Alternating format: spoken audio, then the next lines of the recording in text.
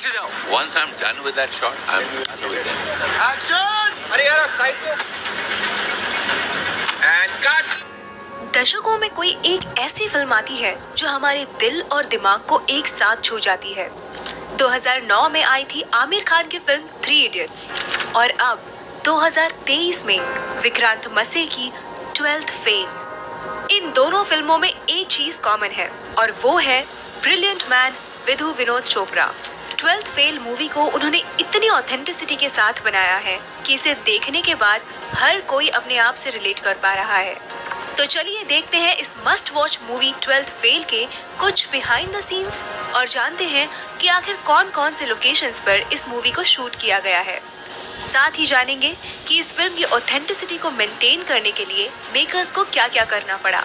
तो स्वागत है आपका आपके अपने चैनल अनिकेत निगम क्रिएशंस पर। जैसा कि हम सब जानते हैं कि 12th फेल एक रियल लाइफ स्टोरी है जो कि बेस्ड है मनोज कुमार शर्मा पर, जिन्होंने अत्यधिक गरीब परिस्थितियों के बावजूद one of the most difficult exam crack किया और आईपीएस ऑफिसर बने। इस मूवी की स्टोरी राइटर्स ने अनुराग पाठक जी की लिखी हुई बुक 12th फेल से ली है। ट्रैवल बुकिंग बनाओ आसान। Make my trip. Download the app now. Transformation of Vikrant into Manoj. Vikrant मसे ने जिस परफेक्शन के साथ मनोज कुमार शर्मा के इस कैरेक्टर को प्ले किया है वो शायद ही कोई और कर पाता। उस रोल के लिए उन्हें काफी मेहनत करनी पड़ी। एक्चुअल शूट शुरू होने से पहले ही डायरेक्टर विधु चोपड़ा विक्रांत मसे और मूवी के कुछ क्रू मेंबर्स के साथ इस गांव में आए थे। ये मध्य प्रदेश का रेहा विलेज है जो कि चंबल एरिया के पास है और यहीं पर इस मूवी के सारे गांव वाले सीन्स शूट हुए थे। मनोज का ये गांव वाला लुक जो हमें इतना परफेक्ट दिखता है, आपको ये जानकर हैरानी होगी कि इसके लिए विक्रांत ने किसी भी तरह का मेकअप नहीं किया था। वो हर रोज घंटों सिर्फ बनियान पहनकर धूप में बैठा करते थे और इसी तरीके से उन्होंने नेचुरली खुद को टैन कर लिया था just to achieve that perfect look. अरे क्या बात है? Morning sir.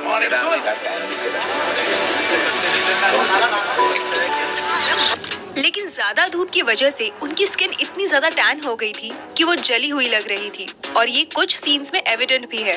फॉर एग्जाम्पल ये वाला सीन जहाँ मनोज की दादी अपनी जमा पूंजी उसे सौंपती है ये कहकर खर्चे की चिंता मत करियो, अब बड़ा पुलिस अफसर बनकर ही लौटियो। एंड देन ये वाला सीन मेंस एग्जाम में फेल होने के बाद जब मनोज श्रद्धा के घर मसूरी जाते हैं, उस सीन में भी उनकी बर्न स्किन हमें क्लियरली दिखती है।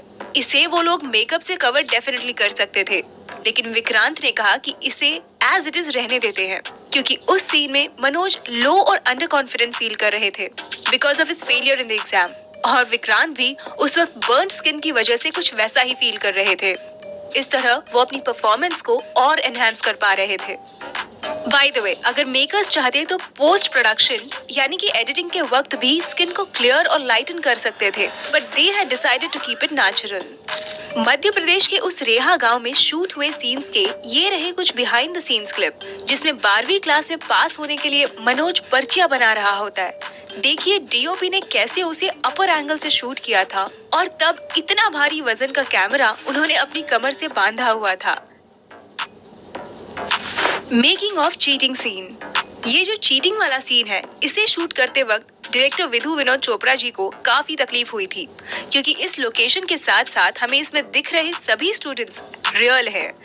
जूनियर आर्टिस्ट को पता होता है कि शूटिंग के टाइम कैसे बिहेव करना है और भीड़ वाले सीन्स में उनकी नजर कैमरे की तरफ होनी चाहिए कि नहीं, लेकिन इन स्टूडेंट्स को बार बार बताने के बावजूद भी वो वही गलती दोहरा रहे थे और फाइनली जैसे तैसे उन्हें कसम देकर डायरेक्टर साहब ने उनसे ये एग्जाम वाला सीन शूट करवाया था। Cameraman and cut one more.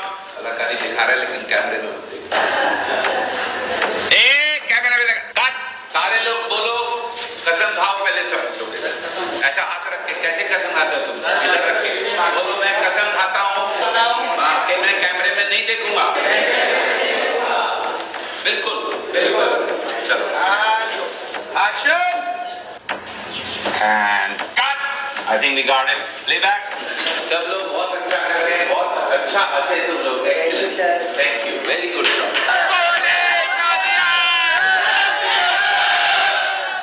Mastering a जुगाड़ ड्राइविंग। अरे टोटल इसमें 4 और रिवर्स। ये जो सवारी थी उसे गांव वाले लोग जुगाड़ कहते हैं, क्योंकि इसे किसी कंपनी में नहीं बल्कि गांव के किसी बुद्धिमान आदमी ने लिमिटेड रिसोर्सेज से जुगाड़ करके बनाया होता है। इन जुगाड़ू चीजों को चलाना भी उतना ही मुश्किल होता है जितना इसका इनोवेशन। घर के खर्चे निकालने के लिए मनोज और उसका भाई इस जुगाड़ को चलाते हैं। इन कुछ सीन्स के लिए मनोज के भाई का रोल प्ले कर रहे एक्टर राहुल कुमार ने स्पेसिफिकली ये जुगाड़ चलाना सीखा था और तब जाके इसके कुछ सीन्स उसी एमपी के गांव रेहा में शूट किए थे। पहले दिन तो मुझे बहुत तंग किया इस अफलातून ने, लेकिन हाँ धीरे धीरे पकड़ में आई। Making a setup at Mukherjee Nagar. जब मनोज अपने नए नवेले दोस्त पांडे के साथ आईपीएस बनने दिल्ली आता है, तब वो वहाँ लगे हुए सब कोचिंग के एडवर्टाइजमेंट्स वाले ढेर सारे बैनर्स और पोस्टर्स देखता है। उसी के साथ वो मुखर्जी नगर की भीड़ भी देखता है और अपने दोस्त से कहता है, इतने सारे स्टूडेंट है भैया, कैसे हो पाएगा? वेल, ये सब जो बैनर्स वहाँ लगे हुए हैं वो मूवी के प्रोडक्शन डिजाइनर टीम की ही बनाई हुई है। इस सीन को दिल्ली के मुखर्जी नगर में ही शूट किया गया था, जिसे यूपीएससी एस्पिरेंट्स का हब भी कहा जाता है।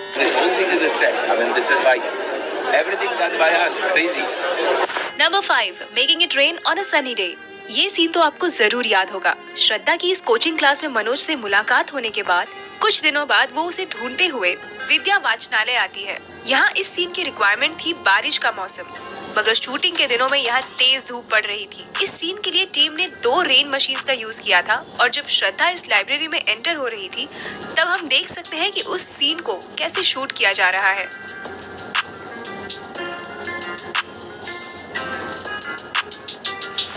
Number 6, Medha sang a song in reality। इस ट्रूथ एंड डेयर सीन में जब श्रद्धा पर गाना गाने का डेयर आता है, आपको ये जानकर हैरानी होगी कि ये आवाज न श्रेया घोषाल की है न किसी और प्लेबैक सिंगर की, बल्कि इसे खुद मल्टी टैलेंटेड एक्ट्रेस मेधा शंकर ने ही गाया है, और वो भी ऑन लाइव लोकेशन। इससे हम समझ सकते हैं कि ये मूवी कितनी ऑथेंटिसिटी के साथ बनाई गई है। जब कास्ट एंड क्रू में से कोई भी कोई अच्छा काम करता था तो डायरेक्टर विधु उसे 20 रुपए एज अ रिवॉर्ड देते थे, as a mark of good job that somebody had done. जब इस पर्टिकुलर सीन का शूट खत्म हुआ तो विधु जी ने मेधा को 100 रुपए दिए थे, which was 5 times of his regular reward. Indeed, it was worth it. क्योंकि सच में यहाँ पे मेधा जी की परफॉर्मेंस हार्ट स्टीलिंग थी। 100 rupees. When I give 100 rupees, you know how nice it is. ये सीन दिल्ली के दिल्ली हाट इस रियल लोकेशन पर शूट हुआ था। इस सीन को अगर आपने गौर से देखा हो तो आपको रियल कपल मनोज कुमार शर्मा और श्रद्धा जोशी भी यहाँ पीछे बैठे हुए दिखाई देंगे। इन दोनों को बैकग्राउंड में आउट ऑफ फोकस ही क्यों ना हो, लेकिन इस मूवी का हिस्सा बनाना था और ये आइडिया डायरेक्टर विधु जी का ही था। इस सॉन्ग को फिर बाद में मेधा जी की आवाज में एज अ फिल्म वर्जन भी रिकॉर्ड किया गया था। Number 7, रजनी's transformation. फिल्म के सभी कैरेक्टर्स की स्क्रिप्ट के अकॉर्डिंग एजिंग की जा रही थी और उनके लुक चेंज किए जा रहे थे, लेकिन जब मनोज की छोटी बहन रजनी की बात आई तो उसे छोटा बड़ा कैसे दिखाया जाए, ये चैलेंज मेकर्स के सामने था। इसकी तो कोई छोटी बहन भी नहीं थी जिसे वो छोटी रजनी दिखाते, लेकिन हाँ इसका एक छोटा भाई जरूर था, तो उन्होंने उस पर ही एक्सपेरिमेंट किया और उस लड़के को ही छोटी रजनी बनाकर शूट किया। और क्योंकि वो दोनों भाई बहन थे, उनके फेस कट्स अच्छे से मैच हो रहे थे और कुछ इस तरह उन्होंने रजनी के कैरेक्टर में ऑथेंटिसिटी मेंटेन की थी।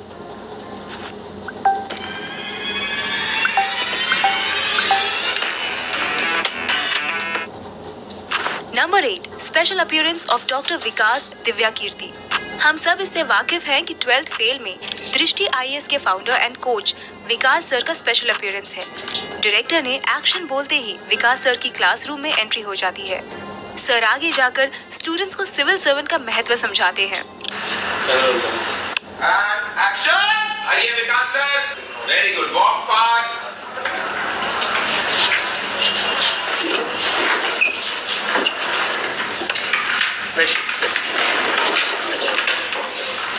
आईएएस बनना बड़ी बात नहीं है, बड़ी बात यह है कि जिस कुर्सी पर आप बैठेंगे ना, उससे आपकी इज्जत ना हो, बल्कि आपसे उस कुर्सी की इज्जत बढ़े। और फिर एक दिन आएगा जब आप मुझसे मिलने आएंगे, आप नहीं मैं खड़ा हूं। जब ये शॉट फाइनलाइज हुआ तो डायरेक्टर विधु जी ने विकास सर को गले लगाया और उन्होंने इसके बारे में क्या कहा सुनिए। for 50 years now. But this is one of the best crowd scenes I've handled. I am so worried about the looks, and none of you look at the camera. So hats off to you.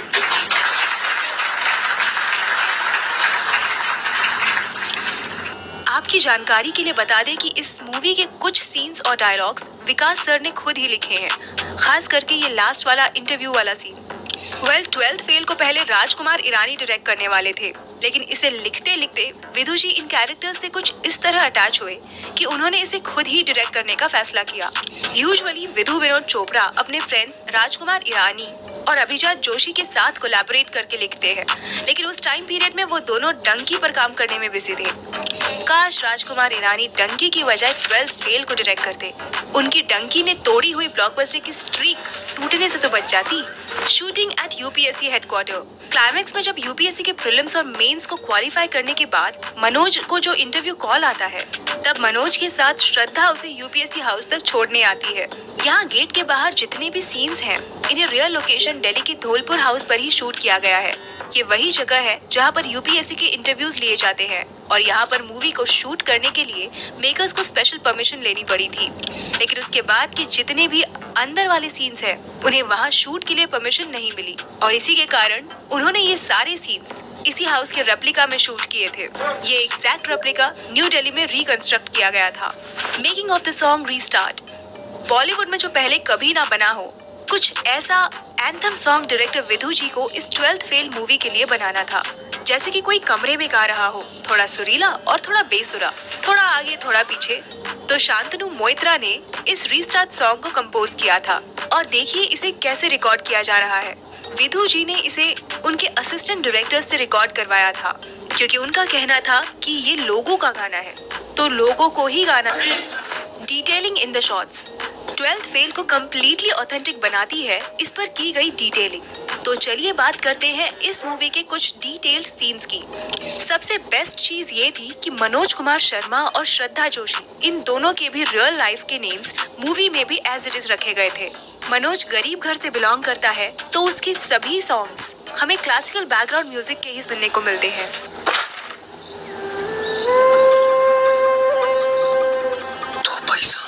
और श्रद्धा के solo songs पर modern music का लहजा है। तुम नजर से बोलो ना। लेकिन जब वो दोनों साथ में आ जाते हैं, तब इन दोनों क्लासिकल और मॉडर्न म्यूजिक को ब्यूटीफुली कंबाइन करके प्रेजेंट किया गया है। अब जाओ, पलट दो दुनिया। Will you marry me, Manoj? Shraddha deputy collector बनने के बाद जब मनोज के इंटरव्यू के दिन दिल्ली आती है, जिस व्हाइट एम्बेसडर कार में वो दोनों यूपीएससी के लिए ट्रैवल करते हैं, उस कार के नंबर प्लेट की शुरुआत यूए यानी कि तब के उत्तरांचल और आज के उत्तराखंड को रिप्रेजेंट करती है। 12th फेल के ऑलमोस्ट सभी सीन्स रियल लोकेशन पर ही शूट हुए हैं। हालांकि गांव वाले सभी सीन्स को डायरेक्टर और team easily Mumbai film city में शूट कर सकते थे, but they decided to shoot it in the real village of Reha, just to be a lot more authentic. ये पहली ऐसी फिल्म है जो रियल मुखर्जी नगर और राजेंद्र नगर में शूट हुई है, और वो भी रियल यूपीएससी स्टूडेंट्स के बीच। मुखर्जी नगर में हर हिंदी मीडियम का वो बच्चा था जो अपने गांव में ये बोल के आया था कि मुझे कुछ करके दिखाना है। उसमें भी इस मूवी का हर एक सीन डिटेल है, जिन्हें डायरेक्टर और उनकी टीम ने काफी मेहनत और ध्यान से बनाया है। हार नहीं मानूंगा 12th fail restart based on A true story inspired by million true stories. इसका माने क्या है? हजारों कहानियों से प्रेरित है, तो हजारों कहानियां किनकी कहानियां हैं? वो आपकी कहानी है। और वो पोस्टर में आप ढूंढते रहिएगा कि हीरो कहाँ है, वो आपको नजर नहीं आएगा। एक्चुअली इसमें अगर हम स्पॉट पे हीरो कॉन्टेस्ट करें तो बहुत इंटरेस्टिंग होगा, आपको पता ही नहीं लगेगा कि है कहाँ से। यही मैं कहना चाह रहा हूँ। इसमें तो एरो लगाया है हमने आपके लिए कि आप ढूंढ लें कि हीरो कहाँ। ये होते हैं रियल हीरो। हजारों में से एक मनोज, जैसे हजारों लोगों लाखों लोगों में आप एक हैं। कई लोगों ने कहा कि सुनता हीरो जो गौरी भैया है, कोई कहता पांडे है, कोई कहता मनोज है, कई कहते श्रद्धा है।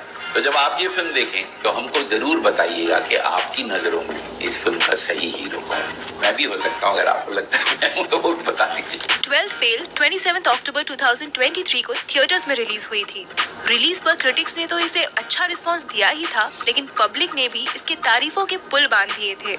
यही नहीं बल्कि कमल हासन सर ने भी 12th फेल देखने के बाद तारीफ भी की थी। Namaste.